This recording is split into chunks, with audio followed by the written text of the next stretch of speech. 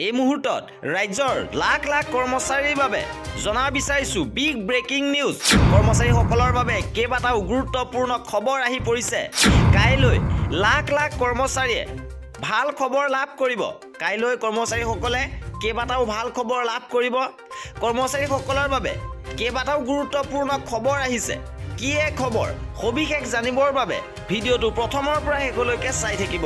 সদৌ অসম চৰকাৰী NPS কৰ্মচাৰী সংস্থাৰ আহ্বানত অসমৰ লক্ষ লক্ষ শিক্ষক কৰ্মচাৰী অৱসৰী শংকা নিৰ্মূলৰ দাবীৰে পুনৰ আজি NPS বাতিল কৰি OPS প্ৰৱৰ্তনৰ দাবীত বিশাল প্ৰতিবাদী কাৰ্যসূচী ৰূপায়িত কৰা হৈছে।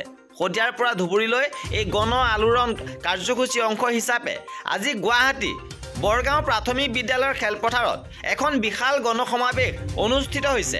ইপিনে NPS বাতিলৰ দাবীৰে কৰ্মচাৰীসকলে সময়ে সময়ে বিভিন্ন প্ৰতিবাদী কাৰ্যসূচী ৰূপায়িত কৰি আহিছে। আৰু শেহতীয়াভাৱে যিহেতু বিধানসভাৰ বাজেট অধিৱেশন অনুষ্ঠিত হ'ব, ইয়াৰ প্ৰাক মুহূৰ্তত বিধায়কসকললৈও স্মাৰক পত্ৰ প্ৰদান কৰিছে সদৌ অসম চৰকাৰী NPS কৰ্মচাৰী সংস্থাৰ ফালৰ পৰা।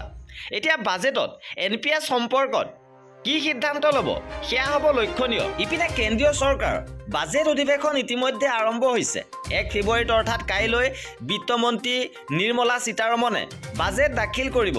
আৰু এই বাজেটত আশা কৰা হৈছে যে এইবাৰ কৰ্মচাৰীসকলৰ বাবে কেইবাটাও বৃহৎ সিদ্ধান্ত লোৱা হ'ব। দৰমহা বৃদ্ধিৰ ওপৰত কেইবাটাও ভাল খবৰ থাকিব বুলি ইয়াত আশা কৰা হৈছে।